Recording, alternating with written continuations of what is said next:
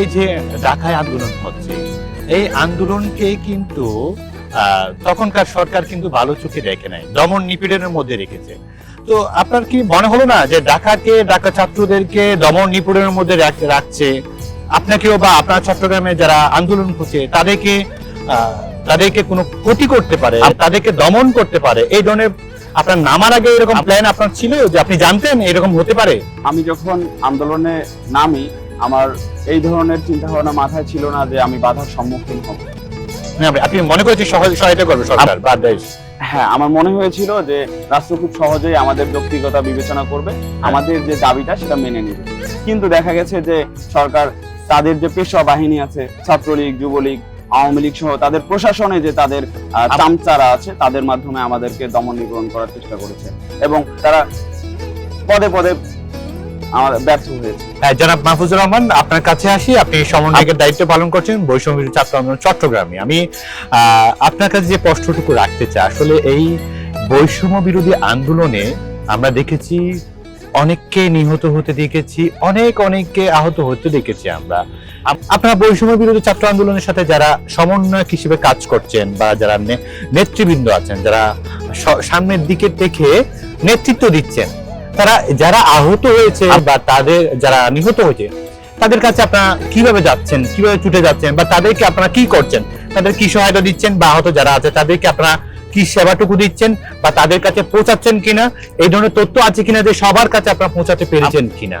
শুরু করছি এই ছাত্র জনতার গণ অভ্যুত্থানে যারা শহীদ হয়েছেন তাদের প্রতি সম্মান রেখে, আর যারা আহত হয়েছেন আহতদের সুস্থতা কামনা করছি।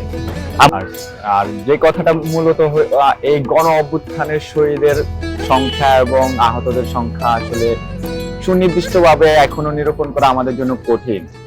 আমাদের গণ অভ্যুত্থানে ছাত্র সমাজের পাশাপাশি শ্রমিক, কৃষক, তারপর হলো যে বুদ্ধিজীবী, সকল শ্রেণী পেশার মানুষ সমানভাবে অংশগ্রহণ করেছে, যেই কারণে একেবারে প্রান্তিক অঞ্চল থেকে শুরু করে ঢাকা শহর, তারপর মহানগরগুলোতে আমাদের এই আন্দোলন যেহেতু বেগবান হয়েছে, ছড়িয়ে পড়েছিল, তখন এই মুহূর্তে আমাদের যে তথ্যগুলো আছে, আমাদের এই মুহূর্তে 580 জনের মতো শহীদের তালিকা করতে পেরেছি।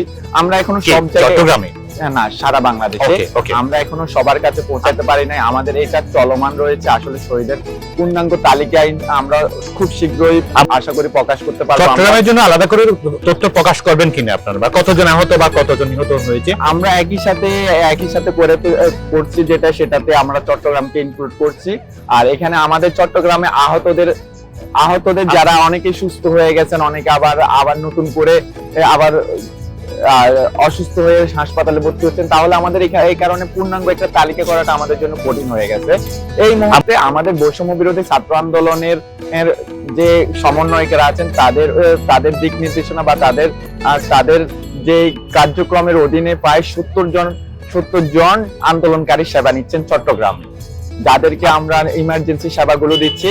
আর এই সেবাগুলো প্রদানের ক্ষেত্রে আমরা জেলা প্রশাসক এবং আমাদের যে ব্যক্তি উদ্যোগে যারা এগিয়ে আসতেছেন তাদের থেকে আর্থিক সহযোগিতা এবং যারা বিভিন্ন হাসপাতাল কর্তৃপক্ষ থেকে তাদের চিকিৎসা সেবার ব্যবস্থা করতেছি।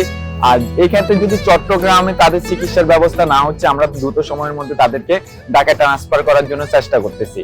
আর স্পেসিফিক যেহেতু আমি চট্টগ্রামের সমন্বয়ক হিসাবে আমরা চট্টগ্রাম নিয়ে কাজ করতেছি, চট্টগ্রামের যে শহীদ পরিবারগুলো আছে, শহীদ পরিবারগুলোকে আমরা যেভাবে পুনর্বাসনের জন্য চেষ্টা করতেছি, যেন এই পরিবারগুলো একটি সম্মানের সহিত রাষ্ট্রে বসবাস করতে পারে। রাষ্ট্রযন্ত্রের হাতে যে তারা, রাষ্ট্রের মাধ্যমে তাদেরকে পুনর্বাসনের চেষ্টা করতেছি।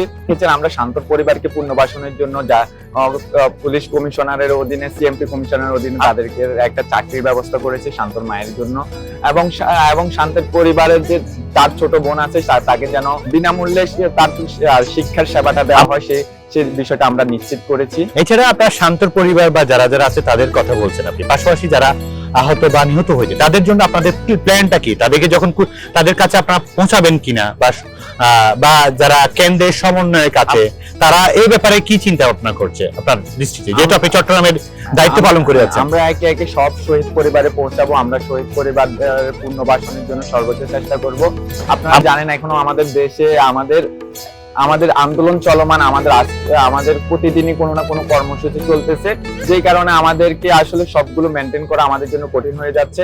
এই কারণে আমরা একের পর এক পর্যায়ক্রমে শহীদ পরিবারের গুলোর সাথে যোগাযোগ করতেছি, তাদের কোন দিকটা নিড গুলো বিবেচনা করে আমরা পরিকল্পনা গ্রহণের চেষ্টা করতেছি।